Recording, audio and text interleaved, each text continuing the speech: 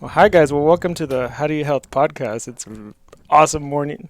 It's a Friday morning once again, and we are here with a great friend of ours, Jenn Veltri. She's a dance instructor and always has a big smile, and I love talking to you all the time. And of course, we have Nurse Doza, and we're gonna talk some health, some vitamins, some life stories, and I'm Tex-Mex Yogi. So let's get the party started. So Yeah. I missed the dance party Saturday. So can you tell us what happened Saturday? Because it sounded like a lot of fun. It was so much fun. I teach a what I call a disco cardio dance class every Saturday at Antone's, and we had Baldo out and Aaron, and we were serving vitamin drinks beforehand. And it's basically just a big dance party. I have a live DJ come in. I love house music. I Yeah. love It disco. was Krista that was Yeah, there. yeah. Yeah, Krista's amazing. So yeah, it was a big dance party and then a big vitamin party afterwards. Everyone just hung out and had some drinks and So you have Yeah. a dance party at what time? at 11. 11 in the morning. Not too early. Not too early. Yeah, because it's Saturday, right? It's Saturday. It's Saturday. And you've been doing this for how long? I started doing this, oh my God, almost a year. I Hell started yeah. in July of Yeah? last year. I started teaching in-person socially distanced classes in July of last year. What was that like? For in the beginning, it was hard. Yeah. It was terrifying. For a couple months, I was it was a struggle to go, but I had a couple of really good friends, like 2 or 4 max, that would always come Nice. to support me. Nice. So, knowing they would be there was okay, well, I gotta go. Yeah, of course, of course. And then it grew. I'm sure, right? grew. Because a year now, right? And Mhm. Antone's is back downtown again, right? Yeah. So you're in the thick of the city. Yeah. It was cool. So people come there, they enjoy it. The dancing aspect of it, the house live DJ, I think brings a different energy. Totally different Right. energy. Like you can And- feel it. Well, it's also neat because she can tell the flow of the class and Mhm. change the beat accordingly, and so yeah, it definitely makes a difference. And to Yeah. just play, here's my playlist, and then you're trying to catch up. Exactly, Yeah. because we don't plan the sets out or anything like that. I just let the DJs do whatever they're feeling, and they're all fantastic DJs. They're able to read the room, and there's been multiple times where 30 minutes in, and it's maybe a particularly hard class, and Yeah. then the DJ just brings the energy back up. That's awesome. It's so fun. That's amazing. That's Yeah. amazing. So I know that's not what you do full time. Yeah. So what else do you do besides the class? I've worked in tech for 8 years now. I work for a financial software company. Wow. Yeah, Okay. So totally different. yeah. So this is your escape. This is your passion. This is This is my passion Yeah. for sure. Yeah. I've danced since I was 5. But I did ballet, tap, jazz, and I taught little ones. But nice. Yeah. I went to college for business, stopped dancing completely. Yeah. But I fell in love with house music in college. I went to my first rave, and I remember looking We around. know all about that. Yeah, y'all know, yeah, I know we connect on that. And I remember looking around the room, and honestly, I had always felt really nervous to dance in parties, even though I danced and competitively and all this stuff all my whole life. Going to parties, I always felt really insecure dancing. But I went to my first show here in Austin. I don't remember who the DJ was, but I remember looking around the room and being no one cares Yeah. what they look like. Yeah. People are just dancing for themselves here. Yeah. And that was the first time I remember I stood up on a table and just danced however I wanted to. And I was this is cool. Yeah. And so my intention too with this class is to create that space for people where they can just let go and dance however they feel. I always tell people it's not about looking like me or looking like the person next to you or even doing the choreography the right way. Yeah. I don't care if you're on the right foot or not. Yeah. It's just about how it makes you feel. Yeah. That's Yeah. amazing. Yeah. That's cool. Yeah. I was telling her earlier, we like to dance all the time. We don't really know what the hell we're doing. We're just shaking, is what I call it. Yes. I like to shake. Yeah, you can hop up and down. That's dancing. Right. I mean, that's really. I went with a friend of mine. He took me to. You ever been to? Well, I don't know if it's still around, but Dallas nightclub when it was still here. It's What was up. it It's it was North Lamar, North Burnett, I think, or something. Legendary dance hall here in Austin, right? For many different reasons, but they would do ballroom dancing up there. And so there was a subculture of all these people that would go to these dance studios here in town, and they loved ballroom dancing. It was very organized, it was very orchestrated, and anytime they would go, whether a song was playing country, whether it was rock or whatever, they took it serious. And so when my buddy asked me to come out there, I was like, dude, I don't dance like you. Like, I don't know what to do. What am I going to do if somebody really wants to, like, do something important? Like, you can freestyle. And I was like, oh, okay. So when you go out there, you essentially just dance however you want to. And I was like, well, I do that anyway. Like, we go to festivals, like that's to me dancing. Yeah. It's interesting that you orchestrate it, because from that standpoint, you look at like ballet and it's beautiful. We've been privileged to see all kinds of performing arts here in Austin, right? But it's not like being in Dallas or Houston. And where were you dancing at? San Antonio. San Antonio, yeah. So like all throughout Texas, like I know that it's not like the norm, but the Long Center and like all the places that are doing things that are so different, it's needed, and people forget about that. Like you talk about dance, I think like that is an event, right? Like every single week, like people are saying, well, I'm gonna look forward to this. The energy there, it's a different kind of vibe. Like people do like plunges every week in Barton Springs. Yeah. Every Friday morning, like 6, and then they go to Antone's and dance with you, like on Saturdays, right? And it's cool because it's a way to like, I guess, feed this part of you that during the week might not be addressed, right? Like maybe you're at work, right? And you're hitting the grind. And, last year, for example, it was tough. There were still being people who are just coming out of it. Right now, like they're just coming out and like being around people. And I imagine like they probably would take a class like yours, right? And just say like, I'm going to go talk to someone, right? Yeah. People I think have been dying just for connection again, Yeah. and my class has been able to provide that. And I think dance in particular too is like one of my favorite ways to connect, because you can like say so much to someone without actually saying a word. Like just sharing a dance with someone and like sharing that energy and like smiling and making eye contact is it's like the ultimate so nonverbal communication, right? Yeah. Like, and it's so expressive. It was cool seeing people there were some people that got into it right away, but like the majority of them were kind of like shy. Totally. And then at some point, like I don't know, like you said something. I don't know if you said something or they just felt at that point, and they just all of a sudden it just shifted where all of a sudden everyone was just doing like whatever the hell. And I was like, no, that's cool. Like nothing looks in sync. Well, some of it did, but like it doesn't matter. That's right? what Like, I want. Yeah, I don't want it to. yeah. And people just start going off, and like it's funny because when I was younger, I would have been like, "Well, you're not doing what she's saying," like, it was like you're not doing it right because that's not what she's saying, kind of deal. And I no longer think that way. Did you ever go to Austin Music Hall? I loved Austin Music Hall. So there's a lot of good house and DJs and stuff. Do you ever heard of a band called STS9? Yes, of course. You ever been to one of their concerts? No. It's the most interesting house concert you can. It's just like a jam band meets like Grateful Dead, Right. but it's all house music. But it's a bunch of like I don't know, just very hippies. Yeah, hippies. Yeah. But it's cool because it's a different type of dance music. Like Baldo, what was the name of that band you showed me? Fondue. Last night? They were playing. Yeah, I was when just I came playing. in. Yeah. So the first song on the album, like I listened like 3 times in a row this morning. It has a weird name, like something 4,000. It's like a tribal, almost like dance beat. Yeah. Right, and I think it's just so cool because if you get engulfed in that type of dance, what happens is you lose yourself. And what's really cool about it, I think your class, and I imagine this is what people get out of it. This gentleman, a friend of ours, comes here every Tuesday, and he tells me about all kinds of cool things. We have good conversations. And we were talking about like psychedelics one time. And he goes, you want to take a ride? You want to take a trip? And I was like, what do you mean? He's like, well, you want to take a trip right now? And I was like, I see where this is going. Yeah. I was like, wait, what do you? Like, let's go. I don't. What do you have? What do you have with me? So he's like, all right, cool. Well, let's get on that magic carpet ride. Close your eyes. And so then he takes me on this, little trip in my mind, and it was cool. And then we get done. He's like, here, you can take that anytime you want and just use it.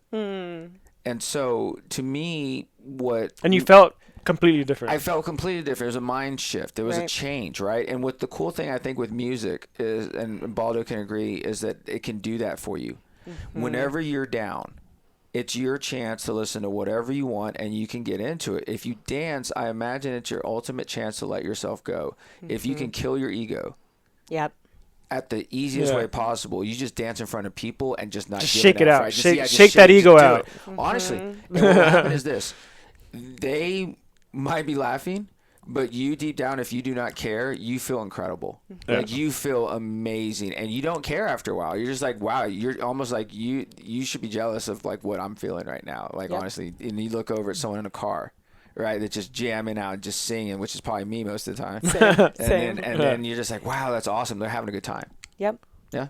Yeah. Yep, that's the goal. And I think like that shift happens usually like 15, 20 minutes into class. That's my main goal as a teacher, is to like get people out of their head and just into their body. Yeah. And it's like has the same effect as meditation or doing a psychedelic trip. Like, again, it sheds the ego, and I think it's really healing. Yeah. It is. I think at some point you're just like, what am I holding on to? And you just let go. Right? Like what? Like no one cares. Right? So we were speaking before this, and if you don't mind, I want to get into like what got you back into dancing, because you told me also that you had let it go with your job and all that, and then the pandemic, and like you're trying to find an outlet. So tell us that story again. Yeah, I needed an outlet so bad, but so I danced my whole life. Again, ballet, tap, jazz, all the things. But then I went off to school. I studied business. I work in tech, so I hadn't danced except for at shows and stuff. And then the pandemic hit last year, and I think a lot of people, was like forced to look in the mirror. And right prior to the pandemic, I was going through a divorce, and prior to that, like for a couple years, I had really bad anxiety. I was in a bad spot. It was so bad that I could barely eat. I was really underweight, and so. Yeah, the pandemic hit, and I couldn't keep myself busy anymore. I couldn't really numb out anymore. I was just like alone in my house, and I was like, okay, I need to change something here. And so I started just like putting music on in the middle of my workday and just like jumping up and down and shaking, just like dancing, but not even trying to like dance well, I guess, like how I was trained, like just like to get stuff out of my body. And I was like, you know what? Like something I had learned from my divorce too was like, I need a purpose in life. I need something that's for me. I was really codependent in like all of my relationships. So I knew I needed some type of project. And once like I started dancing to help myself feel better in the middle of the day, I was like, this is what my project's going to be. Like I need to start teaching again. Yeah. And it just like clicked. Like there was just one morning where I was like, I was reading Daring Greatly by Brene Brown, actually, because I was really scared to like take that leap. Yeah. And there was just one morning I had meditated and I was listening to that book, and I was like, okay, this is it. Like, yeah. Yeah. So it's like you found your peace through the dancing. Absolutely. Yeah. Which is awesome. Yeah. I think like dance, I think it helps kind of like breath work or meditation. Like it kind of unlocks like some feelings that you're suppressing too. And it kind of brings them to the forefront, and then you can like express yourself and dance them out of your body. Ultimate. You can be an artist. Mm-hmm. Well, you would imagine like if you're holding on with your body and there's locks, right? Mm-hmm. But if you're dancing, like you can't really hold on to it because you're like shaking, and then they just come out, and then that you're like, well, at least it's out now, and then it's like, well, I feel better now, and then it's like I want to do more of this, right? Because I was telling you that, I mean, I didn't get to participate in the class. I kind of did in behind the bar a little bit, you know. I do my thing. And but I was telling her that like we've gone to dance classes, or you've got like even gone to yoga classes, and you're like, oh, that was a great class, like everybody had a good time or whatever. But like I was telling her that I also could see in her that she just looked like very happy. Yeah. Like, yeah, sure, teachers smile and whatever, like it's part of the job. It's part of the performance, I guess, in a sense. But like it's different because that energy feels different when you can see that someone's also like they're really enjoying it. Like this is like your purpose. Like you like to dance, you love to dance, and now it's like a creative outlet. And because it's helped you, then you're like, it's gonna help many others as well. Yeah. Absolutely. The dance from a science standpoint allows you to not be a stiff. I think that's what you were talking about, right? And so like the joints, the muscles, right? Like physical therapy and just active movement will tell you like you need to get up and just be mobile, right? Which is interesting. I think a lot of times we sit and we tend to not think about moving around the house as activity and being active. I mean, we're conveniently getting all our food made for us and shipped to us and delivered to us without having to think about it. We don't have to leave our house anymore to get anything, right? Imagine if I'm sitting there working at my house and I haven't left. One of the things I hear that's most common is that people say it's just really hard for me to get motivated to get out of the house and go do something. And I think about that really deeply. And so when you talk about dance, there's a mental connection that's probably deeper than you could ever imagine for some people. For ACL Festival, for me and Baldo, it's like a rite of passage to go there every year. And wherever he's been at throughout the course of his life, he's been, he's come back to Austin for those 2 weekends or 1 weekend. And he stayed with me and my wife and the kids. And eventually, it was kind of like, oh, this is our thing. Like we always go by the flagpoles, and just go hang out there and we dance. And usually that small stage is for the dance, like, everything, right? Like Justice, LCD sound system. Yeah, that's true. We've had Gorillas. Tom York was there a couple years ago. It's and Tame Impala was there. It's really cool because whenever you feel that kind of energy, what happens is you get lost. And I really like seeing people. This is why I miss concerts, right? Because whenever you go to a concert, you can be anyone and you can be lost at the same time, but you're not lost. You go into this other world. Yeah. And you go into transcend. I think you transcend into beta mode. You go into beta mode and you lock within it. You're in alpha because you're alert, but you're not awake. You're in it. You're in your song. When you're listening to a song, you have to see a video in your head. You create an idea. I always like to create my own video of a song I hear. And then when I see the actual video, I'm like, whoa, that wasn't anything what I was thinking about at all. Right? Cause like, I definitely wasn't shaking it that way. But yeah. Right? And dance is the ultimate creation. I was thinking about this. I'm going to give a lunch and learn talk here later today. And I did this little exercise the other night because I always like to practice, just talking. I guess really just expression, like expression, emotions. So I said, if I was in front of a crowd of 50 people and I didn't have to say anything, how would I get my message across about things like diabetes? How passionate I am about the idea that I don't want you to let your body go into that realm of whatever sickness looks like with diabetes. And I try to emphasize that without saying anything. And really it's expression. It's physical emotions and expressions, hand gestures, arms, your chest, your chin, the way you look at someone, right? Your facial expressions can actually be the most important thing that comes across to people. Whether it's a good or bad, judgment or not. But you see in their eyes, you see with the mouth, right? And you smile at someone, which when you smiled at me, I was like, oh, nice. Yeah. It's welcoming. It changes everything. And then what happens is, and you get in a room full of people who want that too, it's like this wave, this ripple effect that happens. And I imagine whenever you look at a song, and this is just me personally, and I'm speaking for myself, it's been the soundtrack of my life. At every moment in time, this Rolodex of emotions that I've had throughout the course of a life, I've had a song that was playing in the background. Yeah. Whether it was my own mind, playing it, or if it was actually playing. And it's cool because anytime I go back to that, there's this activity that goes through my body that makes me feel something. And it's cool because Tom York said the same thing. He's like, people don't play enough sad songs anymore. And I say, look, have you ever danced when you're sad? And it's a weird thing because you might not want to, but then when you start dancing, you just kind of just say, like, it might be a slow dance. It might be angry. You might be punching something and you're hopping up and down doing it and like screaming. And I'm like, that's beautiful. Yeah. That's the most beautiful expression you could ever make. It's like, show me something. Show me something. Yeah. Show me you're alive. Right? Show me you're moving. Yeah. Right? Yeah. I mean, that's what music is, and whenever you feed that part of it, like I said, it's not for everyone because some people are like, music, whatever. I get it, but that actually always bothers me. Someone like, I don't really care. He gets mad about it. I'm kind of like, I get it. I get it. I was like, how do you? I mean, it's like you like some music. You need to just think about it. Yeah.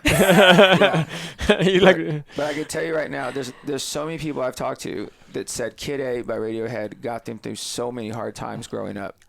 And it's cool because it's like, it just allows you to know that you're not alone. There's so many people like you that just want to let loose and be themselves. Like, honestly. Just be themselves. Just be themselves. Yeah. Absolutely. It makes me emotional because it reminds me of how I had suppressed everything for so long. And I talk a lot about how dance is like about getting emotions out, but it's also about allowing yourself to feel them. Like you were saying, like when you hear a sad song and like dancing through that.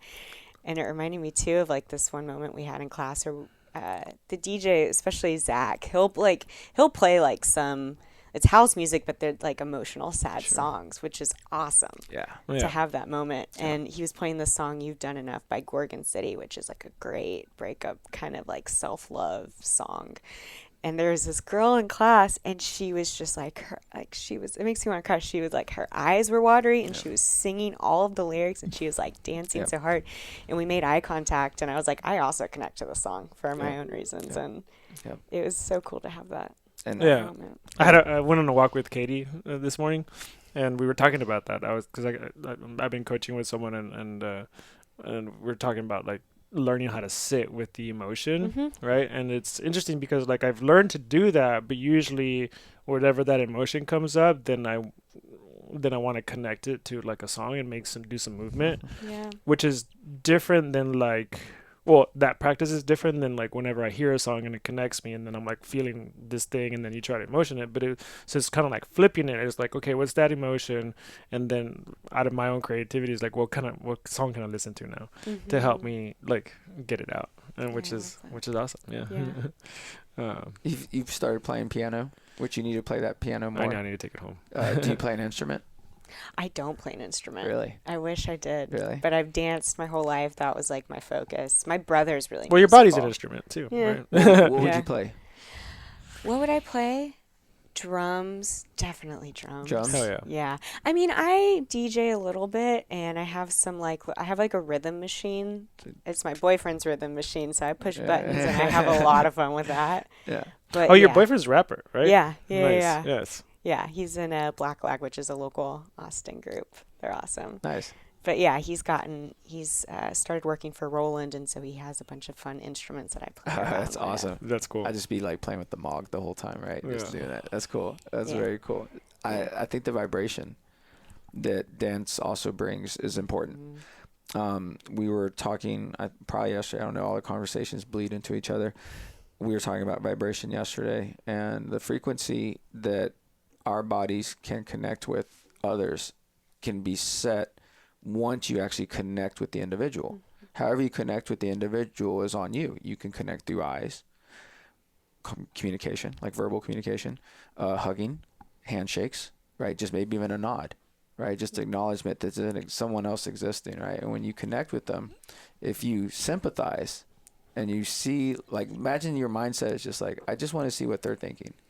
Like you said with that girl, you knew what she was thinking. It raised your serotonin, dopamine so quickly, didn't it?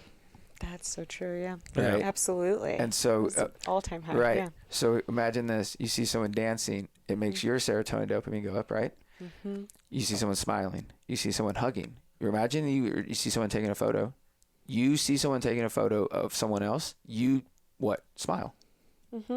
100%. Yeah. Every time. And tell me you don't, right? And what happens is our natural instinct is to sympathize with other people because we want to connect with others. And people who don't know how to connect with others, it's by choice sometimes. I mean, it's not a problem. They connect with themselves more before they connect with others, and that's just priorities. I have no problem with that. But I like connecting with others because I like helping people. What's health too, and right? It's health. Well, that's what it is. Community is health. Absolutely. Because that's what it is. And last year for you, you might have felt disconnected. Well, I mean, think about all those things that you just mentioned. Like even the smiling at someone else was taken away from us for the past year, right? Like this is not even touching anyone. This is just me smiling at you. I couldn't do that. Couldn't even do that. Yeah. Right. And so in a time of need, especially with yourself, what's incredible is that most people, apparently not in our bubble, but most people won't take action. All right. But most people won't take action. And you did. Like, that's the incredible part about it. Yeah. Well, that's what's cool is like just walk into our bubble because it's also an affliction. Like you're gonna get some of that, whatever that is. It rubs off on you. I mean, that's what I've found being in this community now. Is like there's so much support. And people want to partner with you and lift you up and just also just being around that energy. You're like, well, what else can I do? Yeah. How else can I be better? How else can I help? The bubble's not necessarily Austin anymore because there's so many people who visited here and left and they have a house here and we didn't even know it and they're staying somewhere else. And the bubble is more of like I can make my own bubble, and it's like, all right, if you imagine last year with you probably hung out with 3-4 people, maybe at the most. Maybe they were close family, maybe they're friends, maybe they're new friends. You know, people had the pandemic groups and the quarantine groups. What's interesting is because we went to that, we had a retreat in Utah, and Alex and I went to that men's group beforehand. Yep. And it was very that vibe, like kind of like what we have here. Like, we did like ice baths, and there was like a thing and a chanting and like a fire thing, and it felt like very much like what we have here. And I mentioned that to them. I was like, dude, like I love that we can find this type of community because we have this like idea back home that it's like an Austin bubble thing. And it's funny because it's like, oh no, we have this all here, but like we know what goes on in Austin. It's like they also knew it's like y'all's bubble is really big is what they told us. And I was like, sure, I guess, you know, but it's cool to see that it's expanding and that it's known, and it's like, just come to Austin. Maybe don't stay because we need space. It's expensive now. It's expensive now. There's not a whole lot of places to stay. Actually, no one's selling. No. But the bubble is kind of interesting. I think I think you can pick what you want to kind of serve your soul. Like, you know, you want to go run Town Lake, you can get into running. And we've seen the groups. You've seen it too, like the running group that meets at 5:30 every Thursday, and you just look them downtown. There they are, and then, you know, there's 30 of them. Like seriously, like all running together, they never miss.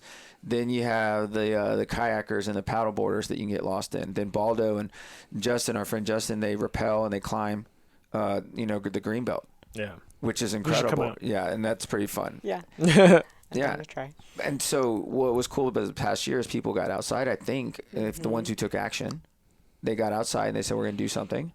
If I can connect with nature. Yeah.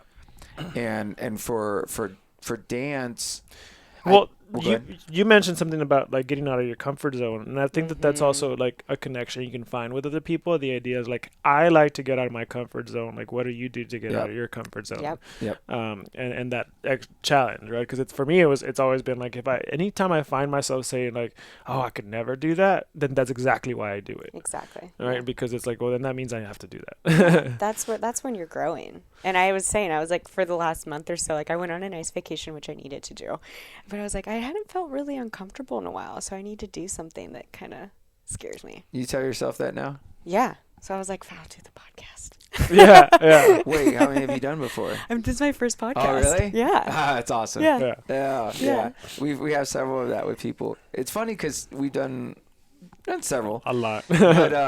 But I think this one's unique because when you talk about health, I think it resonates with everyone. Right? And it's really cool because I like connecting. What we do now is, since we're in health, like we connect to everyone. Your health now.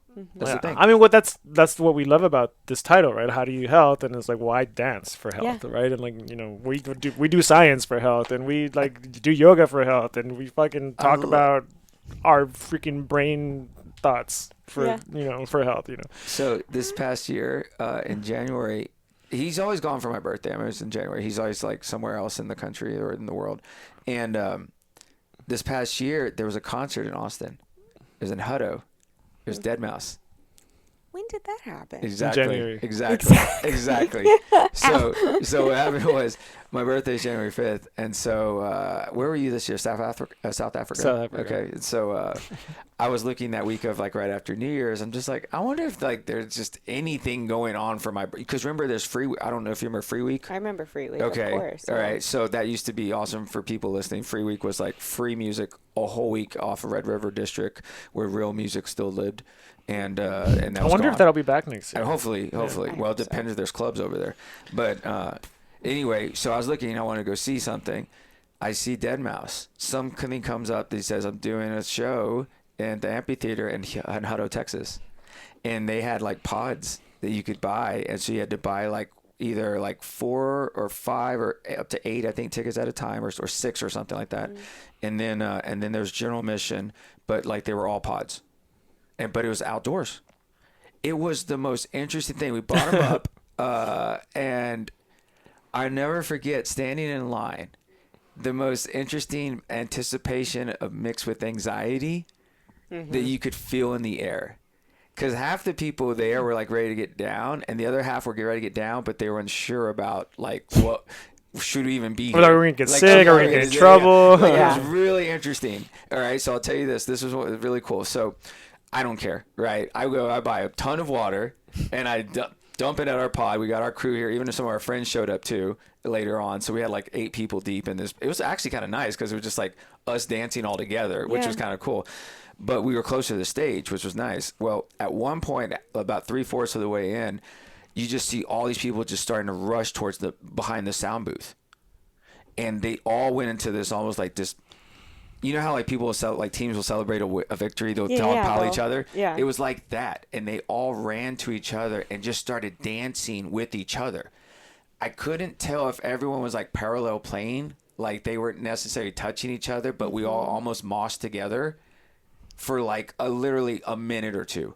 And then security came and broke it up and all that. And so like then everyone kind of dispersed. But it was cool because literally my wife was like, and I was looking, I was like, oh my God, it's people. It's people dancing in a mud. And she goes, go. And I'm like, yes. I run over there. And I was ready to like just lay in, like just dance and bump into people. But no one kind of really did. But everyone was around each other dancing, hopping up and down. And then kind of people like, you know, kind of ran into each other a little bit. And then security broke it up and then we all left. And I was just like, God bless. And so we get done with all that night, and I still tell people this, like, what? How did this happen? Because if you go look on the calendar, there's nothing else for him. Like, there was one other Dallas show, maybe. Yeah. There was nothing on this amphitheater for the rest of the year. Wow. I don't know how I caught it. Yeah. I think they were, I don't know what they were doing. But I did see it when I was in South Africa, it came out of my feed, and I was like, oh, that'd have been cool. And then you texted me, like, we're going to Dead Mouse. I was like, oh, that's fucking badass. Like, that's awesome. It was legit. It was Dead Mouse concert. Everything. He wore it. He had the lights. He had the screens. Like, he played. He was amazing because he comes out, he's like, wow, people. Right? Well, let's just do this. And he's like, and he just goes into it. And I was like, that's badass. A lot of people had known who he was. He came out with a song that night. So he even played it. So the crew of the ravers that came out, like, because you're standing in line, you know, and like some people were already like some people were drunk. We don't drink anymore, right? So that's the one difference at the rave now. It's like you don't drink at all, right? Yeah. So some people were already at that point, like, yeah, man, they'll stay in line. Have you heard, man? Came out a new song and everything. I'm like, that's awesome. So like, I'm still gonna dance regardless. I'm still gonna dance, whether it's new songs or old songs. But it was cool. It was a fun time. I don't know what ACL is gonna be like. Oh. I don't think they're gonna do pods at this point. No, I don't they think so. They better better not. I mean, I doubt it. I don't think they could do that at this point. But that's what they were doing before. Yeah, I heard about I almost went to the EDM drive-in, which was a similar concept. You would like pull up with your car. Where was this just at? That's hang awesome. out in your crew. In San Antonio, actually. Yeah? Yeah. But I went to a music festival a couple weekends ago. The Seismic one? Everything was back to normal. Oh, Yeah. was that badass or what? It was amazing. And it was so cool because all the DJs, they kind of walked out on stage and they like looked around. And it was no masks, no pods. You had to show proof that you were either vaccinated or you had a negative COVID test. So that's how they... I remember that someone showed us the app, right? Because you would do that on the app, right, or something like that. I wonder if that's like going to be the new norm for things. I guess we should hang on this antibody testing. yeah. I always tell people like, hang on whenever we test everyone's like, here, hang on to it. Yeah. So that's a no-brainer right there. That works. That's easy. That's cool. That's cool. Come do that next time here. So, but the DJs just would walk out on stage and just like look around and be like, "This is our first show since March of last year. We're so happy to be here." Like. Pure joy. That's awesome. It was really cool. People let loose? People let loose. Good. Yeah. Oh, yeah. Good. Yeah, and just like being in a crowd of people again and like feeling that collective energy. Did you dress up? Did you come out to I did dress up. And That's awesome. I before was like the serious like raver that wore all black, and I was like, I like techno. And like ever since I started teaching and just everything that's happened, I'm like, I'm gonna like dress up, express myself, like a silly bucket hat with these like shorts that had like metal flowers on them, and yeah. It was a good time. That's cool. Wait, can you shuffle dance or whatever? You know, I cannot shuffle. Oh. I can't. Respect to all the shufflers out there. It is really hard. Yeah. And a lot of my friends that are dancers have tried to teach me. I'm going to keep trying. I'm going to get it eventually. But it's hard. Yeah. I know how to do the walking man. Now. Yeah. It's just like this. But it's the same thing I told you the other day. Like every time I try to like learn, like, I'm just like fuck it. I don't give a shit. Like I'm already having fun. Like I'm not gonna try to like, cause then I will get lost in like, how come I can't do this right? You know, and I don't, you know, I'm here to dance. You know. Yeah. Yeah. And so there's usually like within 2 minutes I'm like, all right, I'm over it. Like I'm just gonna do my own thing. That's where I usually get to too, because I'm like, I just want to enjoy moving and dancing, and I get too in my head, and I'm like, no, the point is to get out of your head. Yeah. Right? So it's You like just I have don't give Yeah. a shit. Yeah. Yeah. But you know what's funny is that there's been a time or two that's like, oh, can you show me how to shuffle? I was like, I didn't even know that I was doing it. Like I was just, I guess it looked like it. You know, I definitely wasn't trying to. Like, I've tried other times and then no. No, and I don't. If I did it this time, then that's great. You should have recorded it for me. Yeah, I bet you were. And I think that's the thing too, is that I'm thinking way too hard. Yeah. And Yeah. I'm too in my head about it. So Yeah, that's cool. We'll get there. We went to one of his girlfriends that he brought in into Austin one time. Went to Austin Music Hall and went to go see Steve Aoki. Yeah. And I had never seen him before, and I guess it's that he's known for the cake throwing deal. Yes. And that happened. That for real happened. Like I saw like 2 different women get cake thrown on, which was really odd. They willingly do this. They willingly go up there to do this, which is really odd. But that wasn't the funny part. The concert itself was amazing. But here's the thing. So he gets in with his girlfriend, and she's kind of quiet, right? First time I meet her, we go to this concert. We go in the parking lot, and we're hanging out for, doing whatever. And and she starts, like, she's in the back, and she starts kind of, like, looking around and seeing all the people walk up to, like, from parking, like where we parked. And it's very quiet. Me and Baldo are talking. We're catching up. I hadn't seen each other in a while. And she goes, wait a second. You mean to tell me that I could have dressed up to this concert?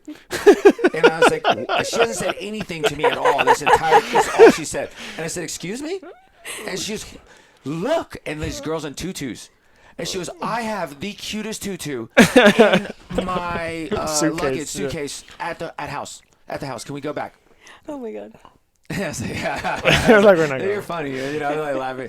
And she's like, no, seriously, like, it's adorable. Like, we can go back right now, right? And I'm looking at Baldo. I'm like, you gonna talk to me? Like, we're not going anywhere. Because there was hardly any parking. She didn't stop talking about it the whole night. She goes, I'm telling you guys, like, the tutu was like, my ass was hanging out, and like my boobs were up to here with this thing I could have done. And I'm like, okay, that's awesome. Next time. Yeah, next time. Just be prepared. Like, you just know better. Like, like, I don't know what to tell you. We say we're going dancing, we go out dancing. Because here's what happens. If you go to a Ghostland Observatory concert, oh my God, you know what's up. Mm-hmm. You're on your own. Mm-hmm. Right? And that's, if you want that's to go one of my dancing, favorite. That's one of our favorite bands. It's such a fun show. Side note. I haven't seen them in a long So, can I tell the story about the shirt? I mean, I just fuck it. I don't give a All right, shit. cool. All right, so you like Ghostland, right? Mm-hmm. Anyone who doesn't know Ghostland Observatory is Austin, Texas band. Incredible, just incredible house, dance, and electronic band. And they're just 2 people, actually, right? So, which is crazy how much they create with just like 2 instruments. They sound like a full band. Like their sound is really unique too. Yeah, it's not just like a like a 4 to the floor like house beat. And their latest album is really different than anything they've ever done. Oh, You should definitely. Oh, It's very slow and deep. It's very cool, yeah. So anytime they go to a concert, like they're always plays a different version of whatever music they play. Sometimes they lead into other things and they loop stuff and all that stuff. Well, they did one for his birthday at Whitewater Amphitheater, where you can basically float the river, and then come right up to the amphitheater and all. So we didn't float, but like everyone else did, and so we show up there. Dude, oh my God, he wears this shirt for his birthday, and it's called "It's My Duty to Please Your Booty." Oh my God. I am not joking. And it's in bold letters right there in this white shirt. Well, of course it is. It's not going to be like it's his nice birthday shirt. It's his birthday he has 2 shirt. birthday shirts, and he wore the other one later. But that What's one, the other one? It's funny that we go with our friend Allison, and she's new to us. She's still kind of new. She's a little naive. That was the first time she really hung out with us, and I was like, "Watch this." Because we used it as our driver. She goes, "What is? Why is he wearing this shirt? This is ridiculous." I said, "Watch this. There's gonna be like 3 girls that come up to him in like 2 minutes when we walk in." Sure enough, and the rest of the night. It was incredible because the whole vibe of the girls and everyone else coming up to him, it was just like people just wanted to dance. And then it turned into like grinding dancing. Like the crowd. Like it was It's an invitation. That's what think about this expression. In a crowd full, how many people? Like 300, 400, 500 people shirts on, shirts off, depending on who it was, sweat, dirt. Everyone's been out all day, just pure vibration. Yeah. And then the wind is coming off of you, right? And you're outdoors, and the stars are up there. We may or may have not done a lot of vitamins. Yeah. Yes, and Yes. it was the most incredible feeling because you felt alive. Yeah. You just and everyone was on the same frequency. It was like, to me, that's what a true concert's like. Yeah. That you could get 300, 400, 500 people all thinking the same thoughts, feeling the same emotions, like pure bliss, pure sadness. Yeah. Like, you know, like it's like since we're on the concert thing, you know, like that's what it's about. So have you seen any of the new digital? I mean, no, what is it like? I'm thinking about like what what Tom York did with the digital instrument, the visual instrument, and so Tom York's solo band, it's 3 guys. It's him and the guitarist, his producer, and then there's a third guy now. He does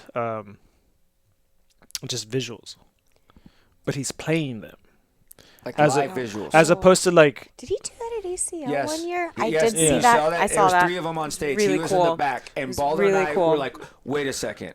Yeah. That yeah. guy's So doing so that. what a lot of people didn't realize that it wasn't just like the screen playing a bunch of stuff. The guy was actually playing that like as an instrument, and creating that in there the was this moment. whole thing, and it was almost like they were taking an instrument, and instead of like producing audio waves, it was producing video waves. Yes. That's amazing. And so it was really neat. It's a really cool concept, and I can't like we want to throw a festival, and we want Do that. We to got bring some tons of of that. ideas for Because it's just but- a whole different, like, how do you turn an audio wave into a visual wave instead, and what can you create with that?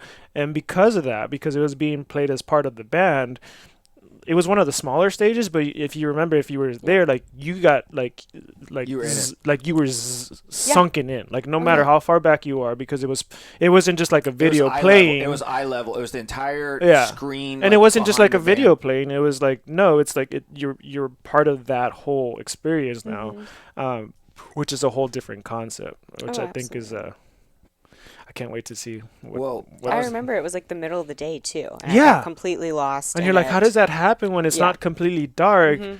And it's because it was that idea that it was being played as opposed to like on the spot. Just like when they go into a different like little guitar riff, like he was going into a different whatever video stream, Yeah. which is interesting. Yeah, we'll recreate that. yeah. I was thinking about that. Because did you go to our festival last year in December? Whenever we did our I did. Yes, Yes. I did. Yeah? I made it out one night. Yeah. Nice. Which night did you go to? It was also Sarah Keeney's birthday party. oh yeah, that night was wild. So it was. All right, so check this out. All right, cool story for that. So she had her birthday party, right? And then I don't know what happened. I left. There was a chocolate bar at Native Hostel. You remember that? No, okay. So for people, there's a chocolate bar. Like, and you walk up to the bar and they serve chocolate. And so I took a bunch of people there, and I come back to the room wherever the food was at. And all of a sudden, music's everywhere. There's Zach spinning up there, and there's lights, and there's like huge speakers. And I was like, "Whoa!" Like, I just opened the door into this room full of like 60 people dancing. This and is I was the middle of December. Yeah. Pandemic's like in full It was fucking full, force. badass. It And was so. we had like a little oasis. awesome. It was awesome. It was beautiful. It It was- was Because really we had the cool. heart. He had the heart up there did. too, the electric heart that we have that people see, and he was spinning in front of it. Yeah, he was right in front of it. And Zach's always really adamant about like having very good sound. So he brought like his speaker and everything. It was incredible. That was awesome. And I remember like y'all had green juice set up and like everyone was drinking juice and dancing. And I was like, this is the coolest party I've ever been to. it was a in lot my of fun. entire life. Yeah, Like, for the people listening at home, there was no alcohol there. No. There was a bar outside that Yeah. you could go and buy alcohol if you wanted to. But the thing is, we served our vitamin drinks, which we're drinking now. Yeah. And then we had chill drinks. Yeah. We had the juices, which had like its own setup. We had food from Credo. yeah. Which is queso. cashew queso. We have plant burgers from Plow Burgers. Yeah, we wings had wings from from Plow Plow Burger. Burger. Like we had That's right. every type of food you imagine from like plant. I think Raw Republic was there. Yeah, and, like we had 6-7 different companies and Alchemy represented. Juice, and It was amazing. so you know what's funny is that at like around 3 a.m, we were still going, and it was like myself, and I was kind of cleaning, and John was there talking to what is it, Molly, right? And and it's like 3 a.m, and we're just kind of like hanging out, and we're like, y'all want to shoot a podcast? It's at 3 a.m.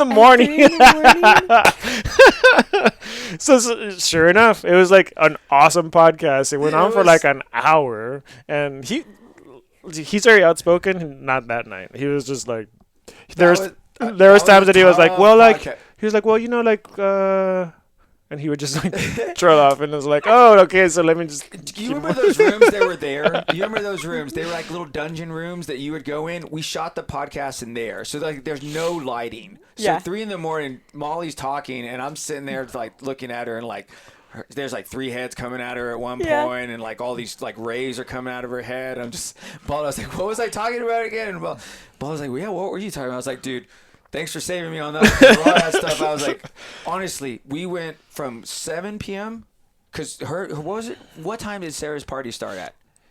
She had an event all day. She had an event all day with work. Remember? Yeah. I caught like the tail end of one of the talks too. It was early. I'd want to say it started at like 8 or 9 or something like that. But you know how many people showed up to that thing? Like it was packed. There were so many people. It was cool because she had like a panel, right? Like she had a panel discussion amongst like people in the vegan plant-based community. Mike spoke at that. Well, Mike gave a talk about a presentation on vegans, like and plant-based food, a whole like research-based like to back up the diet, right? Which was incredible. But Sarah also hosted a panel, like, because like Maddie was on it, right? The guy, he was like a talk show host or something, and like 2 other people. Oh, that's right. They had a whole roundtable on like vegan, plant-based diet, how it changed their lives, and why the CPG movement is so important to like food and nutrition and all that. It was really cool. It was, and then it went into like a dinner. Like then people started showing, and then like for some reason, I didn't know about the DJ. I didn't know we were having that, so that was why I was so surprised. Because I walk in and I go, like, I'm not complaining, but who the hell brought this DJ? Like, this is badass. And then I was like, who's that guy? They're like, oh, that's Zach. And I'm like, okay, like sure. Well, there was another night that we also psychedelic education night. Where like I had some music going. He walked off. And then all of a sudden, the other Zach, Zackler, walks in with bigger speakers because like this is not loud enough. And he's like, "What the fuck?" I went down the street to his house, picked him up, brought him back, and so when I left to go to the chocolate bar again and come back, there's like bam, full on DJ with like speakers again. I'm like, "Whoa, this is awesome!" Yeah, it was. I mean, come on. But we danced. Dancing is life. That was true dance. I saw everyone cut loose, and if that might have been their first time to come out with people again, which it was for a lot of people. To me, I'll tell you this, more people told us after that month, it changed their lives. And it was, I guarantee you, a lot of it had to do with the dance. It was a whole different scene if it wasn't those, because we danced, 4 or 5 nights? Yeah. I'm talking like music on house music. We asked like Native, like, how late can we play music? And they're like 2 a.m. And then it's up to the people if they want to. I was like, all right. Yeah. So we were till 2 a.m. and that was it. And then we shut it down. Yeah. Dancing is awesome. Yeah, I think it's so powerful too to like to talk about certain things, get things out, feel all the feelings, and then go and like dance it off. You know, I think that ritual shake. I imagine like back in New York City in the day when like Studio 54, disco and Studio 54, and like the people who are trying to make it. There's like Fridays coming, Saturdays coming. You know what they're doing. We used to think about Kingdom nightclub. Remember Kingdom so that much. place was awesome. They had nitrogen tanks outside where you could walk, where you're like basically walking again, and so you see the tanks that are like right outside of Kingdom, dude. It was like this is gonna be fun. Yeah. And so it was open till 2, but I think. You know, it wasn't New York, so like 4 a.m. if you can probably get by with it, right? Yeah, I remember most nights they'd stay open until 3, but they would like stop serving at 2. Who is your favorite best show DJ that you saw there? It's this obscure DJ from Canada that like I have this. Who? My heart just. His name's Jacques Green. Yeah, we know that. Yeah. Oh, you guys. Trust me, we know. We counted that. Yeah. We totally counted that. Yeah. Yeah. It's JACQES. Yes. Yeah. Yeah, we have a few other songs on my list too. I have his albums actually. Yeah. There's like 2 or 3. Yeah, I like him a lot. They're beautiful. There's one that's like about He does some Radiohead remixes. He does. Yeah. Yes. And I know his first album is like about the club, and then his second album was like the feeling as you're leaving the club, and kind of like that melancholy that you get sometimes, or like the beauty of Where you're like, still like, seeing I don't it know if I'm dawn. ready to stop Yeah. dancing, but like I am a little tired. Yeah. And you're dancing in the parking lot and just That's kind the of doing the magical thing. hour. That's the magical hour. But I love him because he was the first time I had seen someone combine like house music and R&B. That's something that he's done in some of his older sets too. It makes me so happy. I like more of the rhythmic, kind of like R&B, like I guess funk disco kind of like old approach, you know. So to me, like I can get lost in deep house, like just That again, too. close your eyes and just like vibe with it. And That too. no, I'm not too worried about like bumping into people because I'm not jumping too hard, you know. That's my favorite moment on the dance floor, is when I can just close my eyes and like go inward, like we were talking about. Like I think that's so cool about being at a concert too, because you can go inward and then open your eyes and like connect with everyone around you. Yeah, and it's all around you. It's not just the front of you, right? Because that's the thing. Like if you get it just right, and everyone knows where to stand at certain concerts, right, at the same venues, True. you can feel it all around you. Yeah. I like to be so close to where I can feel the vibration through my chest. Like I can feel it. Like it's Feel not the too bass. loud. It's, the bass. Like just the bass, just woo. Me too. Over. Well, that's what I like. This new band again is Fondue. They're very heavy bass, but it's not like overwhelming. Sometimes you're just like, oh, stop, kind of It's not deal. too hard. Yeah. It's Like Tom's bass I is, like, yeah. dude, it's one of the loudest basses. Like Tom York's bass it's pretty, like his Enema, his last album. That the bass was cool, and I think it's therapeutic. We have friends, in fact, actually this is a plug for him. They're called Opus, and they have this new instrument, this wonderful device coming out called the Soundbed, and they call it the home gym for your heart, because you can lay on this thing and it's vibration. It's like a subwoofer underneath it. You've heard of inside this the or no? bed. I have heard of this. Yes. And Yeah. you lay on it. And Have it you goes tried up this and yet? I down. want to. Okay. No. We did it. I'll invite you next time. Yeah, Okay. they said that they're bringing one to us here, Awesome. and the one I did was a chakra one, and he asked me, he's like, well, what do you want to get out of this? I was like, well, I want to have a louder voice. You know, it's basically kind of the shortest thing of it. And he said, all right, cool, we'll work on the throat chakra. And I was like, all right. So he lays me down, and it goes up and down your spine, and it massages you, and you can feel it at With certain vibration. spots. With vibration, but there's audio to it. And so there's someone speaking into you, going along with it. And this one, not to give too much away, but it was cool because there's sounds to each chakra. Just to understand that. Yeah. And if you're laying there and you're able to not only think about it, because we're not moving. But you still feel like there's like this dancing. But the thing is, feeling to but it. here's the thing: the vibration is making your body energized, so you're ready to move. However, what you do with that energy is different. This was a voice, because think about this: I'm hearing, I'm feeling, but I'm not seeing. My eyes are closed. Right. They put a blindfold over me, and it's just audio, and I'm laying here. Oh, and a weighted blanket too, right? They didn't do a weighted blanket, but they're saying make this sound, say this, blah blah blah. There's no one in the room. I don't know how loud I got. I don't know how loud it was, because it went from root all the way to crown, and it probably took about 15-20 minutes, and this was just one of their programs. And I think at one point, because our friend came in, and I know he was in the room because he put his hand on my shoulder, because at one point I was like yelling like really loud, and he was like, keep going, almost like, I think it was the throat one. This is why he touched me. When I got to the throat one, I'd been kind of yelling and all that stuff and all that, and I got to the throat one, he comes and opens my jaw, and then I continue the process. Yeah. And afterwards, he tells me, he goes, it's a lot easier to have a louder voice if you open your mouth. Yeah, I did one. I asked for a heart opening, and so they did that along with with acupuncture, and they did a bunch of acupuncture around my chest and on my third eye. Yeah. And then they did the whole thing, and I was like, that's really cool. Were you also encouraged to be vocal, or was that just because you were doing a throat chakra? That was. One? I think this is just because of me. Yeah. This is the program for me. Yeah, no, for me it was more like just continue to feel love. I mean, I came out of that and I was like in love, like with like just whatever, That's you know. nice. Yeah.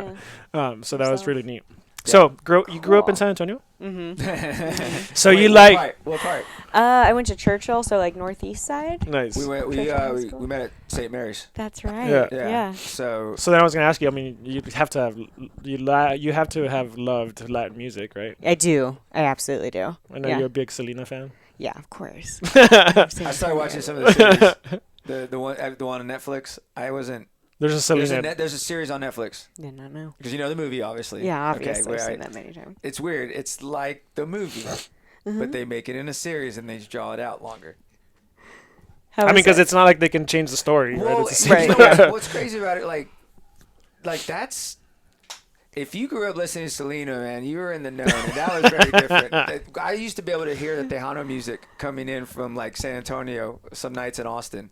And whenever we'd go down there, I'm telling you, dude, it was crazy. When I went down there, I loved San Antonio for the idea of the clubs. You could actually find everyone dancing like Latin, salsa. That's true. And they mixed it with the house. Yeah. And so, like, even after a while, like, reggaeton and all that stuff was real big. I was like, damn, this is badass. I don't play this shit in Austin. You know? Yeah, there's something about that kind of music that like really makes you want to shake. I Oh, think. yeah. Oh, yeah. But the funny thing about San Antonio is it's that kind of music, or there's the huge metal scene too. Oh, yeah. Yeah.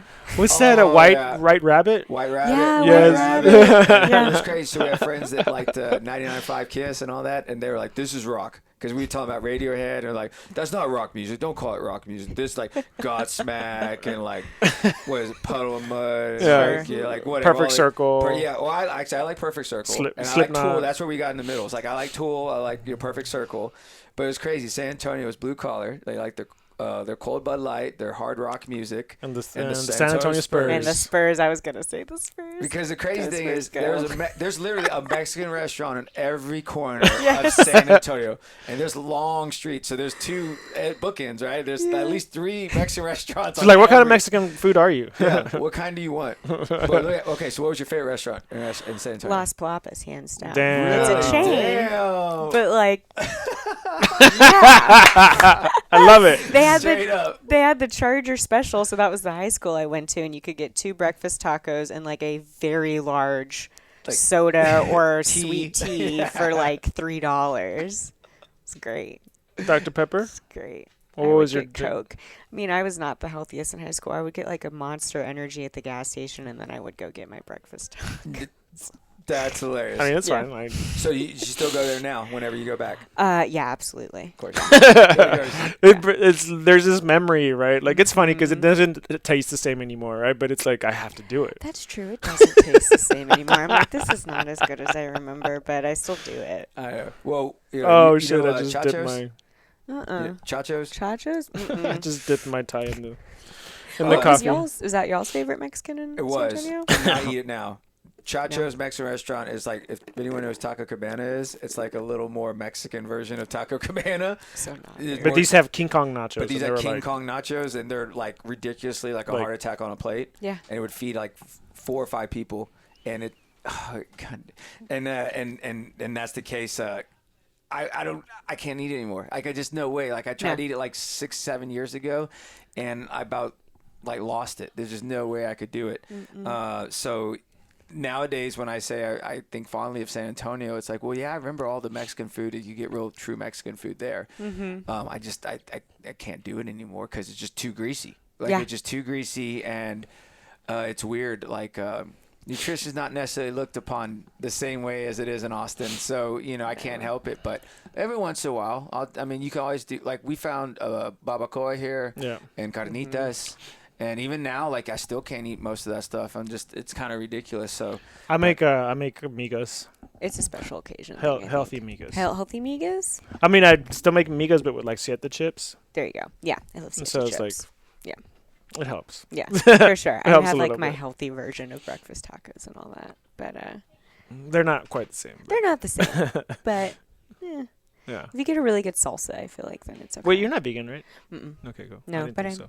I have a lot of vegan friends that feed me really good vegan meals all the time, like Maddie. for Yeah, no, example. I see. I love to cook you vegan.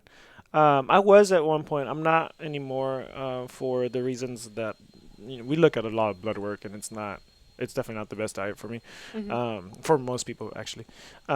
It's actually usually the best diet for most people considering how most people are used to eating. But then when you're trying to optimize, there's something that's missing there. And at least in my case. And so I eat it twice a week now. I eat something that's not vegan. Right. Or 2 meals a week, not 2 days, but two meals.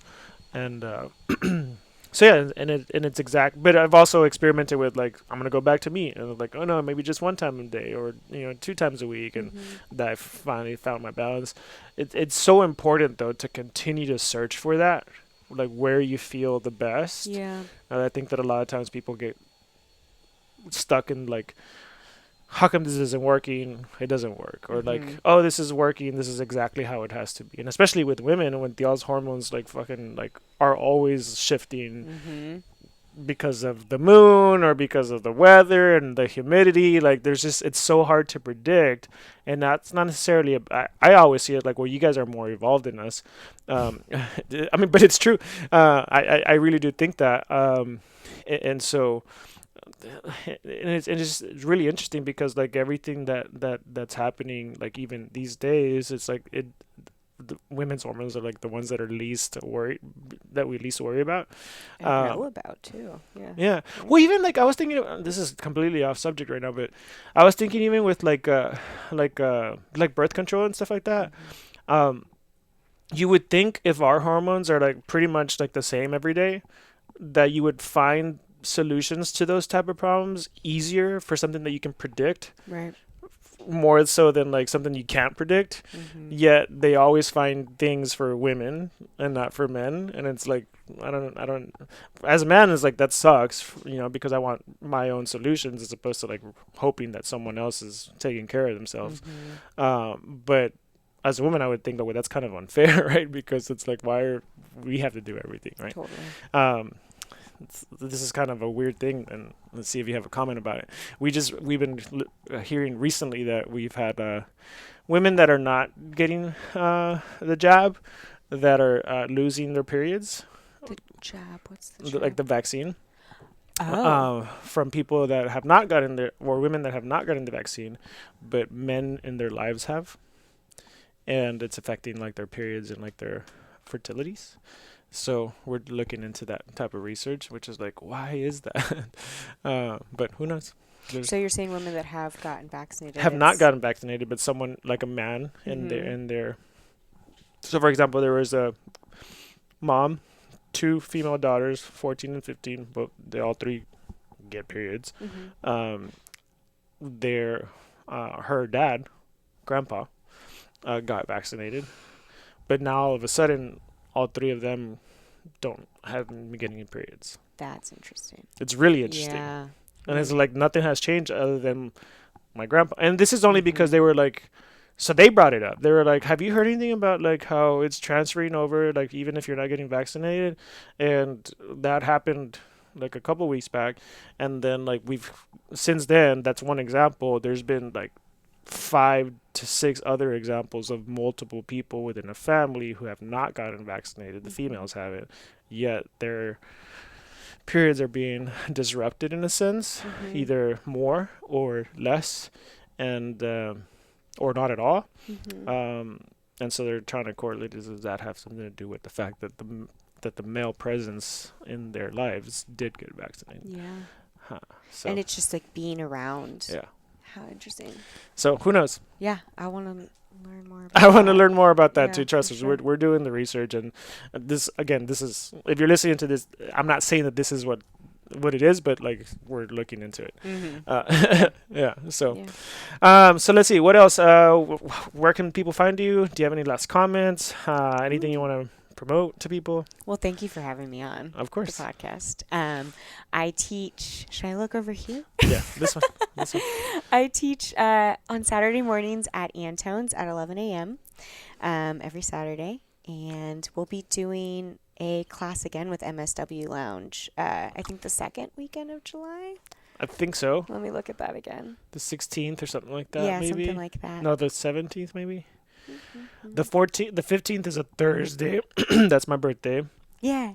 And so then I would think it's the 16th, 17th? 17th. Yeah. That's cool. Yeah.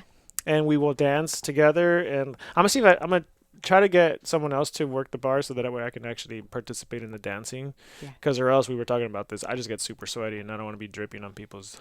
Yeah, we don't want that. I mean, yeah, we don't want your sweat. I mean, vitamin drinks. If you would have anybody's sweat, my sweat would be fine because it's very healthy. I hope. But yeah, no. For sure. Well, thank you so much for coming on. I know that this is the first one. You still have a little bit more on your IV to go. Yay. And yeah, so thank you so much. Thank you.